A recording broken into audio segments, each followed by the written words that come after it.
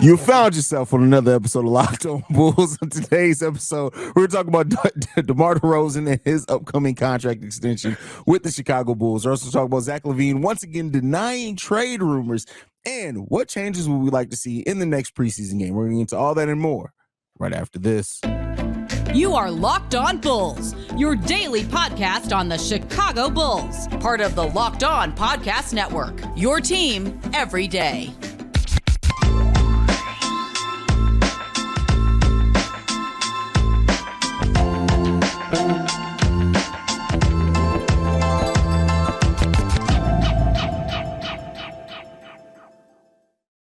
Thank you for tuning in to another episode of Locked On Bulls, member of the Locked On Podcast Network, where it's your team every day. That's Pat the Designer, host and creator of the Windy City Breeze and host of the Chicago Bears podcast over at ESPN 1000. I'm Haize, host and creator of Chicago Bulls and Chicago Bears Central. And today's episode is brought to you by Jase Medical. Empower yourself when you purchase a Jase case, providing you with a personal supply of 5 antibiotics that treat 50+ infections.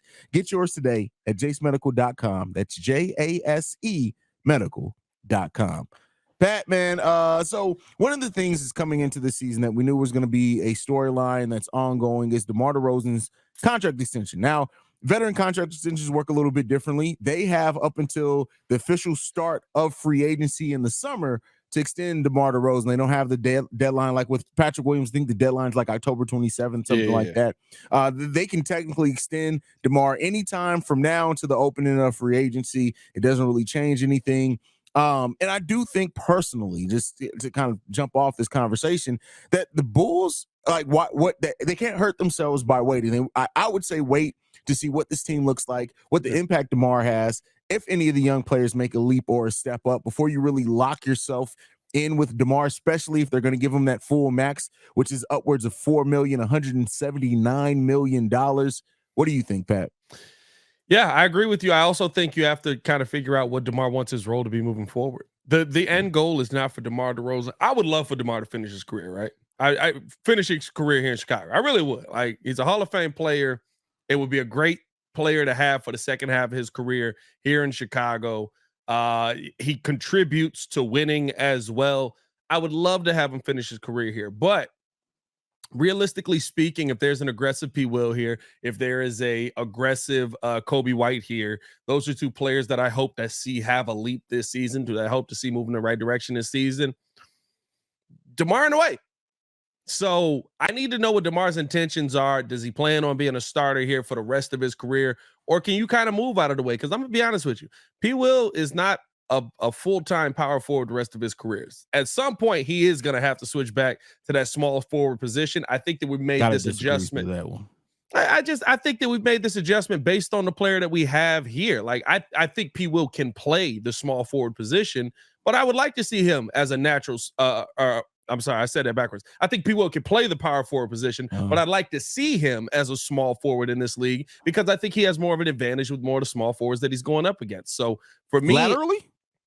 Well, listen, he don't have an advantage laterally against nobody. Like, you already know this. But it's mitigated. I think laterally against some of the small, because we're seeing more and more what would traditionally be two guards play the small forward. I think P. Will would get exposed with lateral quickness way quicker playing against small forwards in this league. I think that's why in this league too, though. Like, you can guard anybody on one side. That don't mean you got to play that position on the other. You know what I mean? Like, we could be like, hey, P. Will, like, you guard the power forward because you had better lateral quickness, and we'll have somebody, you know what I mean? Like, you can figure that part out.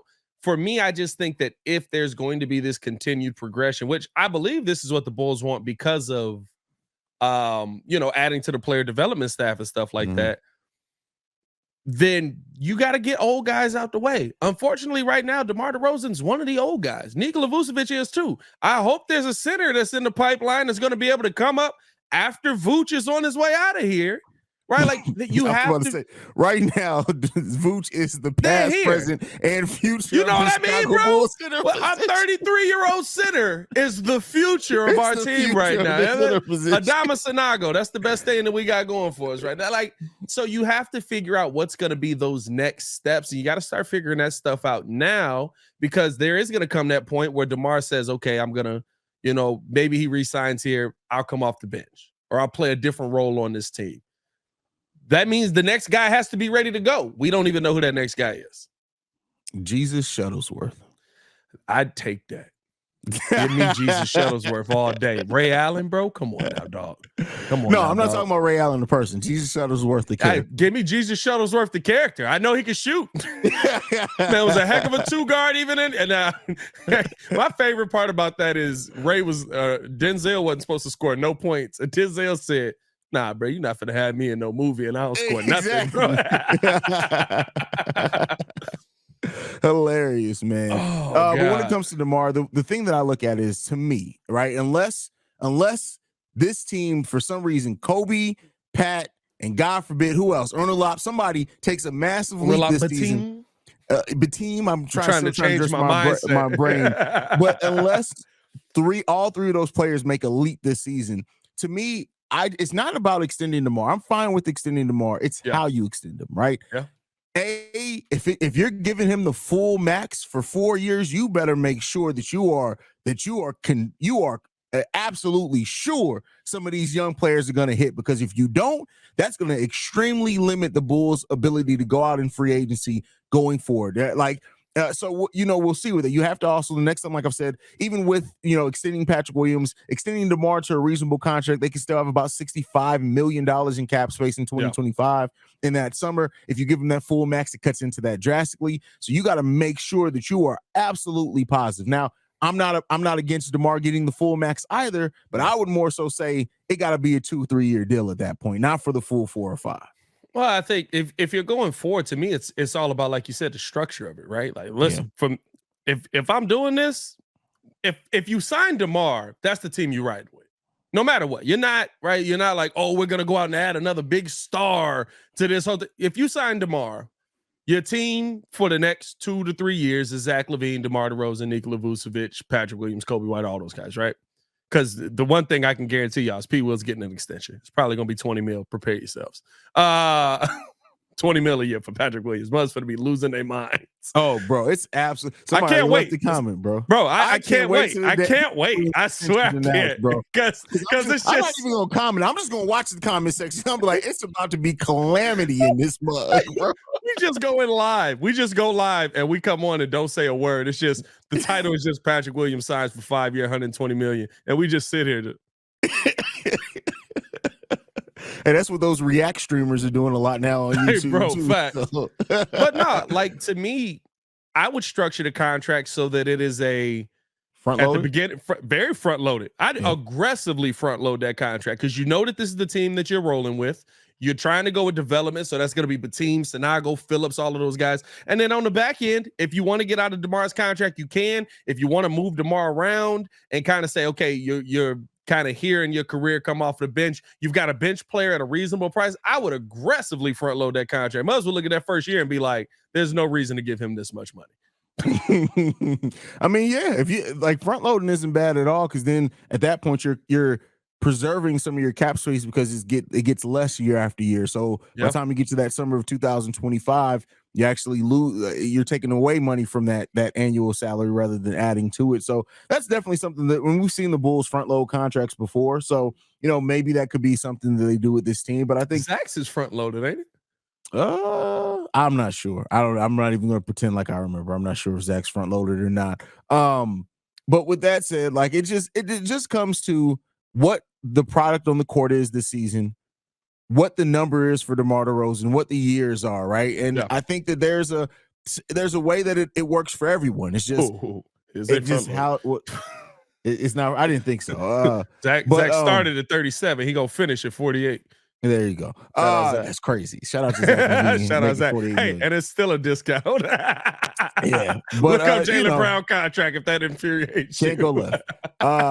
But yeah, so when it comes to DeMar, man, it really just comes down to what the number is. I don't think like some Bulls fans think like, oh, well, you can't lose DeMar. He brings so much off the court, all that nonsense. That's what you hire development staff for. So like, hey, we'll see this year. I'm sorry, if in year 3 of him being with Patrick Williams is still the same dude, Y'all can hush all that. He brings so much off the court because I would assume it was gotten worse, and he was with him. And Dalen Terry don't look like he gonna be getting minutes. Like, I'm not gonna lie to you. I feel that. You know what? That's a very good point on that one, bro. We're doing it for one dude. We talk about the art. Now, listen, he's probably a great dude. Kumbaya. Everybody he's loves great. He's probably a great person. I'm not saying that, but everybody always brings that up. Like, he's key to the development of these young players and teaching them the work ethic and to be a professional. It ain't worked. Yeah. Well, anyway, next up, though, we're going to be talking about Zach LaVine once again, commenting on the situation with the trade rumors. Before we get into that, I got to talk to you guys about one of our sponsors, and that is Jase Medical. Everyone should be empowered to care for themselves and their loved ones during the unexpected. That's why Jase Medical offers the Jase case. The Jase case provides 5 life-saving antibiotics for emergency use and gives you a peace of mind so that you're not just hoping that you have access to medication in an emergency. Jase Medical makes sure you have the medication in hand. Jase Medical is simple. They handle everything from the online evaluation to licensed pharmacy medication delivery and ongoing consultation. Reeds be kicking your butt, bro. Don't get caught unprepared.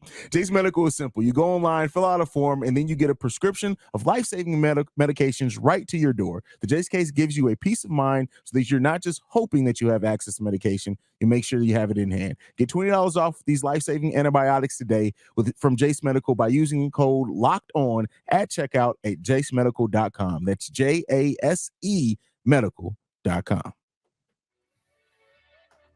All right, Pat. So the ongoing Zach LaVine trade saga rumors, like, this has all been going back to, and it's the same thing. So Zach LaVine has once again reiterated that the trade rumors are not coming from his camp. That's all you Bulls fans that are saying, well, Zach LaVine really wants to go back home. He wants to go to Portland, even though he's not from Portland, and he doesn't even live back home in the offseason anymore. He lives in LA. I see that stuff so much. I'm like, y'all just be making up storylines to be making Nobody it up, wants to go to Portland. First off, he's from Seattle. Nobody wants to go to Portland, bro. Like, no. He wants to get back closer to home. He doesn't even live closer to home in the offseason. He lives in California. Zach LaVine makes $45 million this year.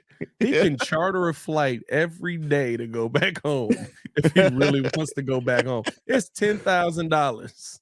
Well, that's the thing that people say, like, Zach LaVine's parents live out in California now too. Like, his family there's no home in Seattle for him anymore. He moved everybody out. Calm down. He can catch a very regular flight, first class, back home every day and be absolutely fine. But with that said, man, and then also in this, it came out again that the Chicago Bulls asking price remains high. There have been teams to call on the Bulls, but nobody's willing to meet that asking price, which we know is a talented young player, salary cap filler, and multiple first-round picks is what KC Johnson said earlier in the summer. That price has not changed at all when it comes to Zach LaVine. He's not being moved, people. Not being moved. What do you think, Pat?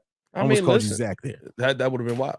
I mean, listen. First off, just to let everybody know kind of where the price point difference is. What Zach LaVine will be making at the end of his contract will be what Jaylen Brown makes at the very beginning, and he finishes making $65 million a year. Can't go left. Anyway, here's my thing with all the rumors and all the trade talk, right? Like, AK believes in continuity. I know Bulls fans think that that's a bad word. That's a good thing if you have continuity on your team. And he believes in his ideals. Why? Because they just won a championship. Now, does it help when you have a Nikola Jokic? Yes. Do we have a Nikola Jokic? No. I still think that we are development away from having that next level of player. You have to find that guy. You have to draft that guy, whoever that may be. But AK is not moving off of these pieces. We can stop with all of the rumors. He likes I'm not going to lie to you. If Lonzo Ball can play basketball again, Lonzo Ball will play basketball for the Chicago Bulls. I watched Jamal Murray wait for 3 years basically to finally become Jamal Murray again. Like, you know what I mean? Like, they waited on this guy, and then he was a very key piece on the championship run. Yeah. That is AK's philosophy. He's seen it win a championship without him there. He's going to try and do that same philosophy here in Chicago.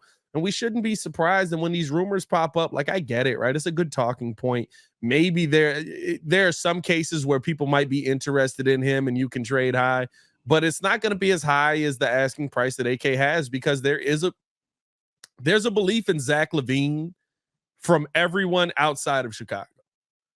For some reason in Chicago, Zach LaVine is just this dude that also can go out there and put up 28, 6 and 6. You know what I mean? Like, oh, that's so easy to do in the NBA.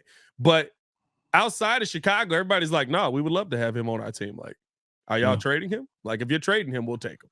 Exactly. So, I don't know, man. I would think people learn from the whole Jimmy Butler thing. I don't think so. People don't learn, bro. Especially Chicago sports fans. They don't learn, bro. If you go back to like, this goes all the way back to, I'm sure before then, this goes back to when Bulls fans were clamoring for Rudy Fernandez to be the two next to Derrick Rose. You remember that? Yes, I do. That's come on. Gross. This goes back to then, bro. That I had tucked away. I wish that we had never. Oh wait, you want another piece of trauma? God. Oh, geez, remember when it was Xavier Henry from the Memphis Grizzlies? Xavier, bro, that we had no. That's sad that we couldn't find a shooting guard in Chicago. That's so sad. Hey, and no cap though. We always remember John Salmons negatively. He was balling that year. John Salmons here was he was balling, and then people too forget that they technically got the perfect two guard next to Derrick Rose. It was Marco Bellinelli. Derrick just wasn't healthy, and then Jerry Reinsdorf said, "Hey, that luxury tax stuff, all that's over with. Trade everybody. Everybody got out of here. Everybody's going to trade Joe's feet, trade Taj Gibson's neck, trade Derrick Rose's knees, bro. It got bad, bro. Like, I still always think back to like had Derrick either been able to stay healthy, or they just decided to just say, hey, we're gonna wait one more year and see what this looks like when Derrick comes back, because Bellinelli was balling for the Bulls, and then he went to the Spurs and helped win them a title. I think the tough part is, right, you knew you could never trust Derrick to be healthy again. Yeah. I just hate how they did it. Like, it was like they traded Derrick Rose because they didn't like dealing with Reggie. I hated that. Like, it wasn't like you were trading him to like rebuild something. Like, you traded him because you were like, we're sick of dealing with you and your mess. We want to get away from that. And then you traded Jimmy for the same reason. Like, I'm sorry, star players come with mess. Deal with it. It wasn't even just the mess. Like, them saying they didn't know how to build around him was just one of the most foolish things I've ever seen in my life. That was just, stupidity. But it was also Jimmy being like, remember Jimmy was doing like a bunch of stuff that year. Like, I remember Jimmy was on, what was that show where they put the fish tanks in your house? He was on that and got a fish tank put in his wall of a boombox. And it was like massive. And like, he was just doing like TV and all this. And they were like, oh my God, we got this like superstar guy. All of a sudden, he's not the humble, hard-working guy no more. He's been to the finals 2 out of the last 4 years. Still working hard. You just got to deal every now and then. You got to deal with the emo. You know what I mean? Yeah. Because tonight will be the night that I will fall for you. Hey, that's over again. Jimmy in media days is golden every time. But hey, bro, listen, I love it, bro. Yeah, for sure. Like, okay, so with that said, like, if you had to put a percentage on it, depending, let's say things go good, things go bad, whatever it is, do you think that there's a chance Zach LaVine's traded by this trade deadline? 0% chance. I think that they will ride this until the wheels fall off. This team would have to be so bad. We're talking about 10 to 11 wins by the trade deadline before I think they would make a move that significant. And even then, I think at that point, it's more likely Billy's gone than they would trade somebody like Zach. I don't think anybody would leave, bro. Let me be clear. I'm saying they're both highly unlikely. Yeah. I'm just saying that the more likely one in that scenario is Billy Donovan. You know what's wild? I will say this, because every time I watch them little all access joints, I'd be like, man, y'all know how to get me hyped for a season, knowing dang well we probably win 45 games, bro. Like, I'm not, like, we not finna be this amazing. Like, I hope. Listen, my high is 48. I hope that's what we're able to get. But I just feel like we coming into this season just to go like, hey, run it back. If the Chicago Bulls win 50 games this season, for the first postseason game, me and Pat are going to find a bar or pizza place in Chicago. We're going to host a post-game party. And I'll be drunk by the time it starts. We will not gonna be doing drunk. Locked We're gonna On be Bulls drunk that by night. bro. Within 10 minutes of me crossing the Illinois state lines, we're gonna be drunk. Bro. Like, what you mean? It Hey, is what it starts is. drinking on the way. We do not condone drinking and driving. I said he does it. I didn't say he condones it. We'll remind you guys, Locked On Bulls is free and available on every podcasting app and platform of your choice, as well as YouTube and the Odyssey app. I do not drink and drive. Thank you very much. I'm glad you clarified. Like, I had to clean that up, quiet, bro. Like, move past it. I I was like, make them wait for it till after the break, though. You gotta leave them until like so they're thinking, like, wait a second, does he? No, I do not. Leave warning more. So we've both take a lot of positives away from the first preseason game, but I'm going to throw this one to you before we get out of here, Pat. What are some changes you would like to see as far as the Bulls style of play, whether it is featuring a player more, playing somebody more minutes? What do you think you would like to see in preseason game 2 against the different Nuggets? More Alex Caruso time. Listen, I know, right? Caruso's a workhorse. We know what he's going to be, but I hate when like we have this mindset of like, he'll be fine by the time the season gets here. Like, nah, play that man. Let him get some run. He ain't that old. Right? Like, the only thing I'm going to push back with that on is at least a 10, 15 game injury is coming for Alex Caruso every season. Didn't Alex Caruso play like 70-some games last year? Did he play 70? Alex Caruso played it. We didn't have a lot of injury. Now we had a lot of health, but that we had a lot of guys playing through injury. That may be why it's coming even in a bigger way this season, because at some point things got to regress to the mean. He played 67 games last season. That's full season in my book, but that's the 15 games that you talked about. He's gonna miss 10 to 15 games every season. That's because he just be like diving at people full speed, bro. But no, that's really. I mean, the Bulls kind of did what I want them to do. It looked like a modern day offense. I guess maybe see what Javon Carter looks like in the starting lineup, right? Mm-hmm. Like, I like Kobe in the starting lineup. I thought that was good, but you know, your life's made a lot easier when you don't have to guard Damian Lillard on the other end. That's the one part that, you know, everybody's excited about. Kobe's like, oh, he had 14, 6, and 6. I'm like, yeah, he was guarding. I don't even know who was the point guard for that team that day. I don't even know. Campaign. Was it Campaign? I think so, bro. Was it really Campaign, bro? I don't think I gotta go back and look now. Hey, that tells you it's preseason, bro. Like only person I remember being on the floor is Marjon Beauchamp or Beauchamp, whatever he is. Yeah. Who started at point? No, not Malik B. Oh, Ty Washington. Washington Makes a big difference when you got to guard Ty Washington. You know what I mean? So, I kind of want to see what Javon Carter looks like in that lineup, and I kind of want to see what Kobe White looks like when he actually has to play defense. But I thought the Bulls did a lot of good things in that first game. Agree. They did do a lot. It was way more positive than negative. But as far as like changes I want to see, mine is mainly towards the young. Run more things for Unalot Biddum. Bateem. I'm sorry. See if that's real, bro. Like, you gotta see if that's real, bro. I wouldn't even mind, honestly. I know you're not gonna see a lot of the starters, I think, even in preseason game 2, but like, get him out there with some Alex Caruso minutes, bro. Like, something, man. Cause like, I don't know, man. Like, Unalot showed me a lot that triggers quick.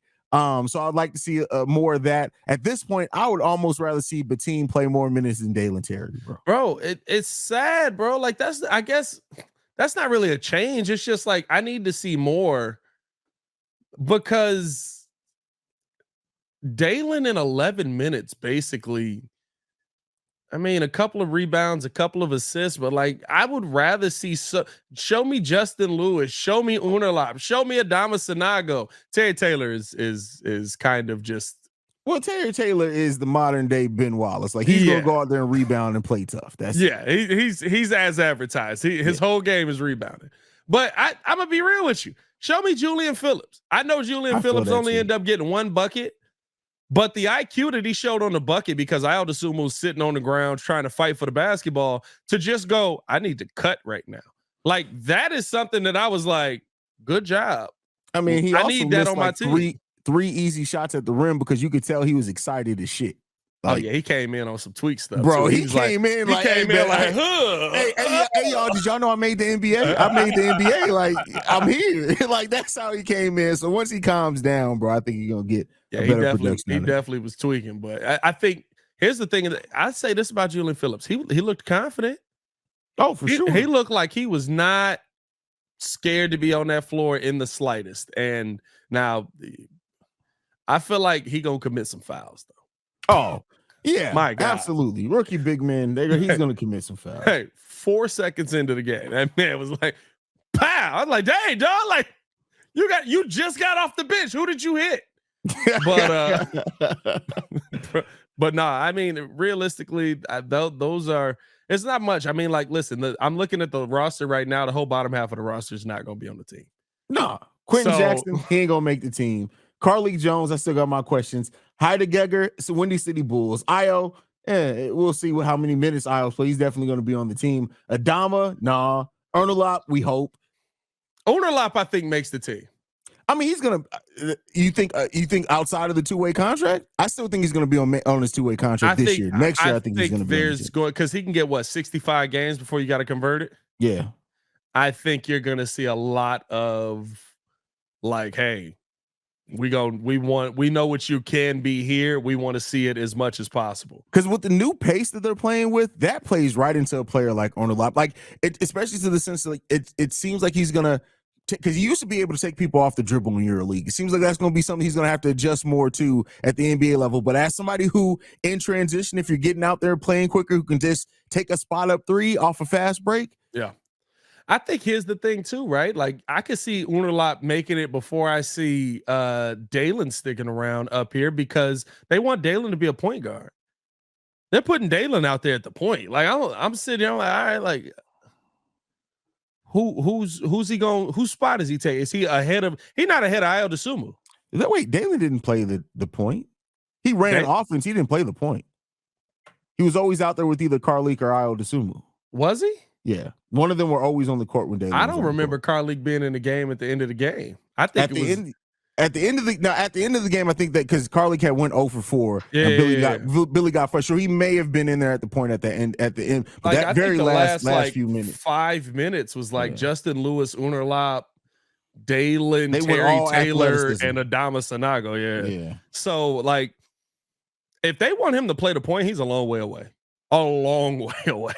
Yeah. So I don't know, man. I need to see more, but I also here's the thing. Realistically, all the names I just named y'all probably not making this team. Mine is Dalen. So from the starters, keep showing me what you showed me. Patrick Williams, 9 shots. Give me 10. Give me 10. I want 10 immediately. I want first quarter, just pull that motherfucker. You do understand that Patrick Williams is the fourth option on this team, right? Because some of the things you be saying, like average 18 points per game as the fourth option.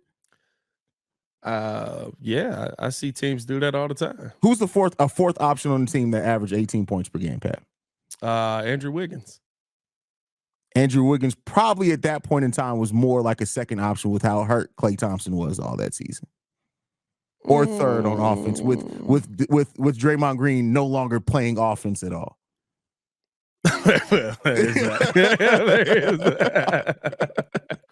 Hey, listen. Give me 15 points again. Look, all you do is shoot threes. Knock down a 3-ball. You can give me 15. It's 5 threes. Knock down 5 threes. Come on, dog. Like, come on now. I need to see more other people. I don't care. Come on, man. Let's get a I need to see more. Follow me on everything at Pat the Designer. I'm not fooling with y'all, man. Hey, Vooch, take 4 shots. Vooch took 3 shots. Missed 2 of them. Sick of this shit, man. I see Muggs trying to flame Vooch.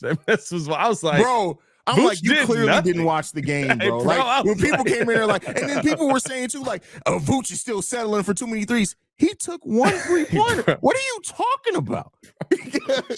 Vooch wasn't. How did Vooch and DeMar play the exact same amount of minutes and seconds, bro? 7. Him, Zach, and Vooch all played 17 minutes, 17 seconds. Yeah, they played once they came off the court, they came off together. Like literally, it was like they never came back here. Like, I'm not taking nothing from none of this. Follow me on everything at Pat the Designer, man. Let's do better. Shoot more shots, Pat. You guys can follow me at CEO Haize, man. Thank you for tuning in to another episode of Locked On Bulls. Me and Pat will be back tomorrow. We'll see you guys then, man. Peace, y'all.